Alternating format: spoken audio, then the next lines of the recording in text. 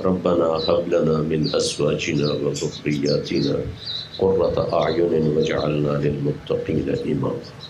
یہ ایسی طاقتور دعا ہے۔ تو میرے نبی نے بچے کے ساتھ کیا معاملہ کیا، کیا ڈیل کیا؟ پہلے اللہ کی کتاب سے دیکھتے ہیں تو اللہ نے اس کو سب سے بڑی بشارت ذکر کیا، فبشرناہ بغلام حلیم، ہم نے خوشخبری سنائی۔ پھر اللہ تعالیٰ نے اپنے نیک بندوں کی صفات میں سے ایک صفت یہ ذکر کی کہ وہ یہ مجھ سے مانگتے ہیں، ربنا هب لنا من ازواجنا وذرياتنا قرۃ اعین واجعلنا للمتقین اماما۔ یہ ایسی طاقتور دعا ہے۔ عربی زبان میں دینے کے 3 لفظ ہیں، آتا، آتا، وہابا، 3 لفظ۔ آتا کا مطلب ہے دینا، لیکن اس میں واپس لینے کا بھی احتمال ہوتا ہے۔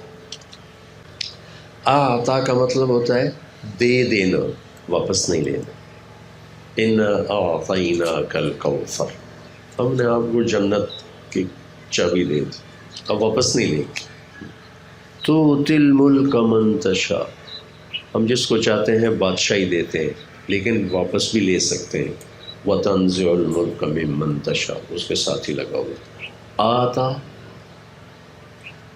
دینا جس میں واپس لیا جا سکتا، آتا عطیہ دینا، واپس نہیں لینا۔ وہابا وہ چیز دینا جس کا لینے والے کو خواب و خیال بھی نہ ہو، وہ دینا۔ تصور میں ہو کہ مجھے یہ ملے گا تو تھوڑی خوشی ہوتی، جب تصور سے بالا تر ہو کے ملتا ہے تو خوشی کی انتہا ہوتی۔ اس کے لیے عربی زبان کا لفظ ہے وہابا۔ تو ابراہیم علیہ السلام نے دعا مانگی کہ رب ہب لی من الصالحین، ہب آتینی، آتینی بھی ٹھیک تھا، رب آتینی من الصالحین، یا اللہ مجھے نیک بچہ ہے۔ رب ہب لی، مجھے ہبہ ہو ایسا کہ جو میرے تصور سے بھی بالا تر۔ تو ان کی دعا کیا ہے؟ وہ کہتے ہیں ربنا ہب لنا من ازواجنا وذریاتنا۔ ازواج بیوی خاوند دونوں پہ بولا جاتا ہے، ایک فیملی کے لیے آ رہا ہے۔ تو فیملی 3 طرح ہوتی ہے، خاوند، بیوی، اولاد۔ تو 3 ازواج کے لفظ نے دونوں کو لے لیا ہے، خاوند کو بھی بیوی کو۔ اور ذریاتنا نے صرف اپنی بچوں کو نہیں لیا، باقی پوتے، پوتیاں، نواسے، نواسیاں، ان سے اگلی نسل کو، ذریہ آنے والی ساری نسل کو کہتے ہیں۔ تو اللہ تعالیٰ نے اپنے نیک بندوں کی خوبیوں میں سے ایک خوبی یہ بیان کی ہے کہ وہ مجھ سے یہ کہتے ہیں کہ ہمیں ایسی اولاد اور ایسی بیوی دے، ایسا خاوند دے جو ہمارے تصور سے بھی بالا تر ہو۔ وہ کیا ہو؟ وہ قرۃ اعین، آنکھوں کی ٹھنڈک ہو۔ آنکھوں کی ٹھنڈک اردو کا محاورہ نہیں ہے، یہ عربی کا محاورہ ہے، ہم نے وہاں سے لیا ہے۔ لہٰذا ہم اس لفظ کی طاقت کو نہیں سمجھ سکتے جب تک کہ ہم عرب کا جغرافیہ اور عرب کی معاشرت نہ جانتے ہوں۔ میں تھوڑی وہ آپ کو بتانا چاہتا ہوں تاکہ آپ کو آنکھوں کی ٹھنڈک کی طاقت کا اندازہ ہو سکے۔ عرب صحرائی ملک ہے اور صحرا میں طوفان اٹھتے ہیں، ریت۔ مسافر ہوتا ہے تو ریت اس کی آنکھوں میں پڑتی ہے، وہ آنکھیں بند نہیں کر سکتا ہے۔ اونٹ تو اپنی آنکھیں بند کر لیتا ہے، اللہ تعالیٰ نے اس کو ڈبل یہ دی ہیں پلکیں، تو اس میں ایسے بند کرتا ہے تو ریت کا ایک ذرہ اندر نہیں جاتا۔ لیکن جو اس کو ڈرائیو کر رہا ہے وہ تو آنکھیں نہیں بند کر سکتا، پھر راستہ کیسے ڈھونڈے؟ تو وہ یوں کرتا ہے، یوں ایسے، تو اس کی آنکھوں میں وہ گرم ریت جا رہی ہے، جا رہی، اس کی آنکھیں جل رہی۔ اس کو دائیں بائیں کوئی غار نظر آ جاتا، کوئی اونٹ نظر آ جاتا، تو وہ بھاگ کے وہاں جاتا ہے، اپنی سواری کو بٹھاتا ہے، اپنی مشکیزے میں سے پانی نکالتا ہے، آنکھوں میں ڈالتا ہے، تو شکر ہے آنکھیں ٹھنڈی ہو گئی۔ یہاں سے یہ محاورہ بنا، قرۃ اعین، آنکھیں ٹھنڈی ہونا۔ چونکہ ہم تو ریت کے طوفان دیکھتے نہیں، اور مٹی کا طوفان ہوتا ہے، تھوڑی دیر کا وہ چلا جاتا ہے، وہاں تو گھنٹوں ریت کے طوفان ہوتے ہیں۔ تو ایک آدمی آگ میں سے نکل کے، اور مجھے اس کا تھوڑا سا اندازہ میں ایسے ہی بچپن تھا چھوٹا، تو وہ انگیٹھیاں ہوتی تھیں بڑی بڑی، اس میں آگ جلائی جاتی تھی، تو اس کے اوپر چیزیں پڑی تھیں۔ میں اتنا چھوٹا تھا کہ میں پوری طرح اس کو دیکھ بھی نہیں سکتا تھا، تو میں نے پنجے اوپر کیے اور پتہ نہیں کیا چیز میں لے رہا تھا، میں نے سے ہاتھ مارا ایک ڈبے کو، وہ ڈبے میں سرخ مرچیں تھیں، وہ ساری میری آنکھوں میں آ گئی، میری آنکھیں بھر گئی سرخ مرچوں سے۔ تو ساری رات میری چیختے گزر کہ آنکھ ٹھنڈی نہیں ہو رہی۔ تو قرۃ اعین، ایسی اولاد دے، ایسی فیملی دے جن کو دیکھ کے آنکھیں ٹھنڈی ہو جائیں۔ باہر سارے گرم طوفان ہیں اور گھر میں آتا ہوں تو آنکھیں ٹھنڈی ہو جاتی۔ دوسرا مطلب ہے قرہ، قرار سے ٹک جانا، ٹک جانا۔ ایسی اولاد دے، ایسی فیملی دے کہ جن پر میری نظر جم جائے، دائیں بائیں نہ جائے، کسی اور کی طرف میری نظر نہ اٹھے، صرف میری نظر بچوں پر، اپنی فیملی پر ہو، اور میری نظر خیانت نہ کرے، میری نظر میں طغہ نہ آئے، قدر نہ آئے، میری نظر اپنی فیملی پر، بچوں پر جم جائے۔ تو اللہ نے کتنے اہتمام سے ہمیں یہ دعا سکھائی کہ یہ مانگا کرو، یہ میرے نیک بندے مجھ سے مانگتے ہیں۔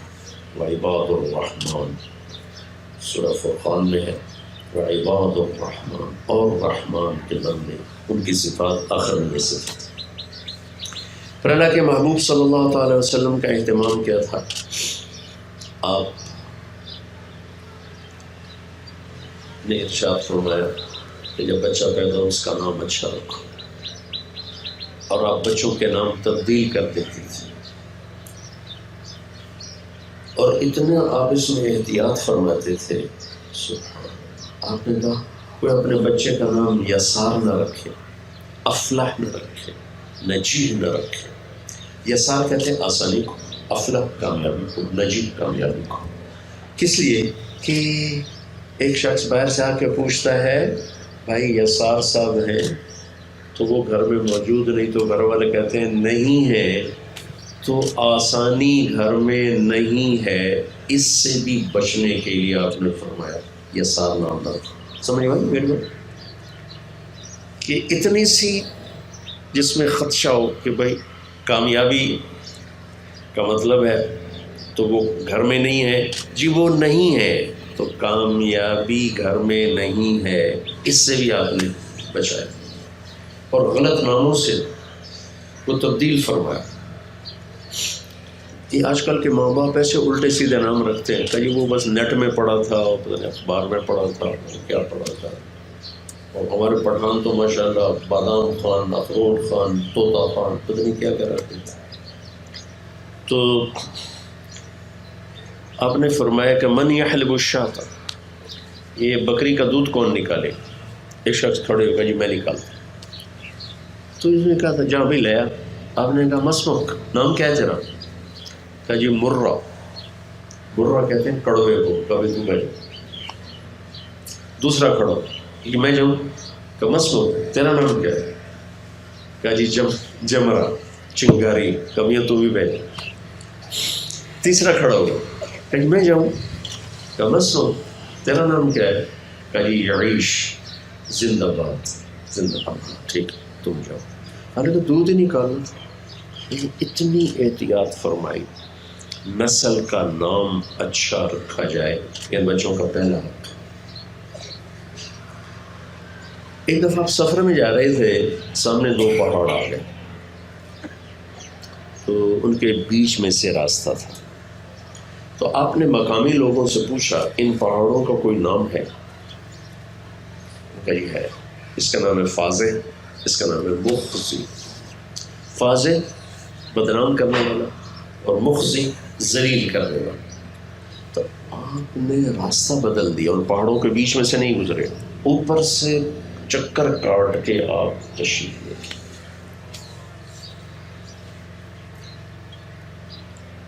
ایک شخص ہے، بچہ تھا ان کے ساتھ، اس کا نام کیا ہے؟ جی صاحب۔ صاحب کہتے ہیں وہ جانور جو ایسے ہی کھل جائے اور پاگلوں کی طرح پھر رہا۔ آپ نے کہا نہیں، اس کا نام عبداللہ ہے۔ کہا جی بس ہم اپنے نام رکھا، ہم نہیں بدلتے۔ میں کہا ٹھیک ہے، نہیں بدلتے۔ تو وہ بچہ پاگل ہو گیا وہاں، نام سے بھی، نام کے غلط معانی سے بھی آپ نے اپنی امت کو بچایا۔ ایک شخص آئے، ان کا نام تھا حزن۔ آپ نے فرمایا تیرا نام کیا؟ کہا جی حزن۔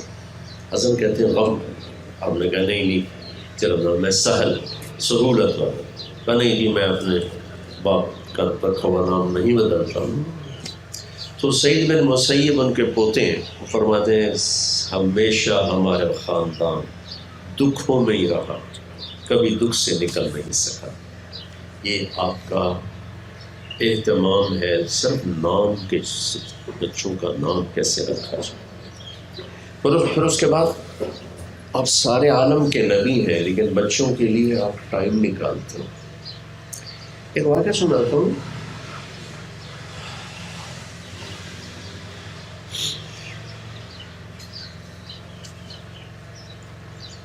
ایک عورت آئی کہ یا رسول اللہ مجھ سے گناہ ہو گیا، آپ میرے اوپر حد قائم کریں۔ تو آپ فرماتے جاؤ حد قائم کر دو اس کے اوپر۔ ہمیں کہا نہیں، تیرے پیٹ میں بچہ ہے، جب تک یہ پیدا نہیں ہوگا ہم حد قائم نہیں کریں گے۔ ایک ناجائز نسل کے لیے بھی اتنی احتیاط اور اہتمام۔ جب وہ بچہ پیدا ہو گیا، پھر آئی یا رسول اللہ پیدا ہو گیا، اب مجھے میرے گناہ سے پاک فرمائے۔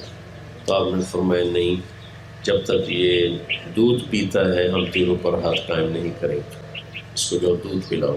جب یہ روٹی کھانے لگی پھر دیکھو۔ 2 سال کے بعد وہ خاتون تشریف لائی، وہ بچے کے ہاتھ میں روٹی بھی وہ کھا رہا تھا، اور اس کو لے کر مسجد میں یا رسول اللہ یہ روٹی کھا رہا ہے، اب مجھے پاک کر۔ تو وہ ناجائز بچہ تھا، آپ نے کیا کہا؟ کون اس بچے کا گارڈین بنتا ہے؟ میں جنت میں اس کو اپنے ساتھی ہونے کی بشارت دیتا ہوں